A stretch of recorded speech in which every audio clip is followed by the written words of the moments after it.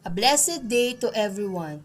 Welcome to our short discussion regarding to Psychosocial Support Intervention Program for learners, teachers, and parents. As we all know about this pandemic, it is a big adjustment to all of us. Let's start our discussion. First, what is psychosocial support? Psychosocial support addresses a person's emotional, social, mental, and spiritual needs, all essential elements of positive human development. Psychosocial support builds internal and external resources for an individual and their families to cope with adversity.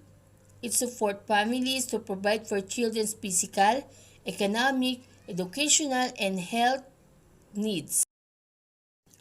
Why is psychosocial support important? All individuals need psychosocial support for their psychological and emotional well-being, as well as their physical and mental development. Some children need additional specific psychosocial support if they have experienced extreme trauma or adversity, or not receiving necessary caregiver support. Poverty, illness, conflict, neglect, and abuse can all affect child's psychological well-being. As a result of this pandemic, children may experience multiple traumas such as illness and death, stigma, discrimination, isolation and loneliness, and lack of adult support for guidance. Next in line is early and adequate psychosocial support for teachers and parents. First, prevent distress and suffering developing into something more severe. Number 2, help people cope better and become reconciled to everyday life. Number 3, help beneficiaries to resume their normal lives. Number 4, meet community identified needs. Early support and adaptation processes which respect local custom in mental health or psychosocial healing allow an affected population to cope better with difficult situations. Now, let us proceed to psychosocial support activities for learners. A.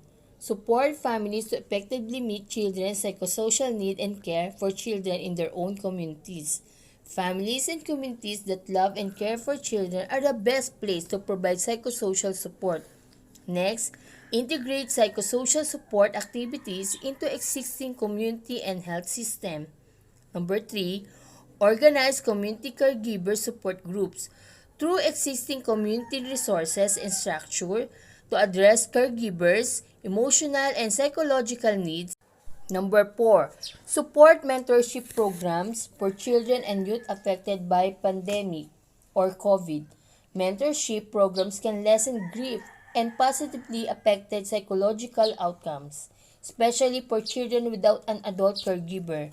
Number 5, address specific psychosocial support needs for children living with pandemic. This may be different from children dealing with the impact of COVID on family members. Number 6, provide psychosocial activities that support young children through early childhood development programs.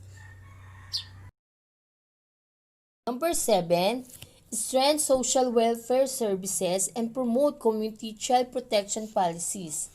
Community-level support need to be backed by external effort of policymakers. And lastly, number 8, develop an evidence base of psychological support intervention that support child well-being. Psychosocial support programs are difficult to assess as outcome may not be clear for a long time. Currently, there is limited measurement for its impact on children. Now, let us discuss the psychosocial intervention. It is a method of interfering with the outcome of course, especially of a condition or process, as to prevent harm or improve functioning, or acting intentionally interfere with a affair so to affect its course or issues. This definition emphasizes two constructs, an action and an outcome. Psychosocial intervention capitalizes on psychological or social action to produce change in psychological, social, biological, and or functional outcomes. Psychosocial intervention for mental health and substance use disorder are interpersonal or interformational activities. techniques, or strategies that target biological, behavioral, cognitive, emotional, interpersonal, social, or environmental factors with the aim of improving health functioning and well-being.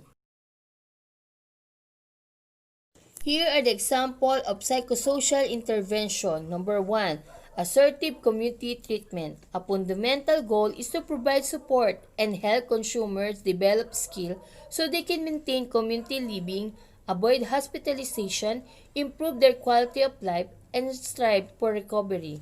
Number 2, cognitive behavioral therapy. It is use of mental and health substance use disorder. It combines behavioral techniques with cognitive, psychological, and scientific study of the mental process such as perception, memory, reasoning, decision-making, and problem-solving. Lastly, number 3, contingency management. It is a psychosocial intervention designed for substance use disorder as an evidence-based practice based on operant conditioning principles. It uses incentive-based approach that rewards a client upon meeting desired outcomes. Let me end this talk this way. In all this intervention and support, it will be more effective if we entrust everything to our Almighty Father in heaven. Whatever the causes of our stress or anxiety, there's one thing for sure. We have a big, big God over all these things. His promises keeps in our hearts always. According to Joshua chapter 1 verse 9, have I not commanded you? Be strong and courageous. Do not be afraid. Do not be discouraged. For the Lord your God will be with you wherever you go. And in 1 Peter chapter 5 verses 6 and 7, humble yourselves therefore under God's mighty hand, that He may lift you up in due time. Cast all your anxiety on Him because He cares for you. Thank you for your listening. God bless and keep safe.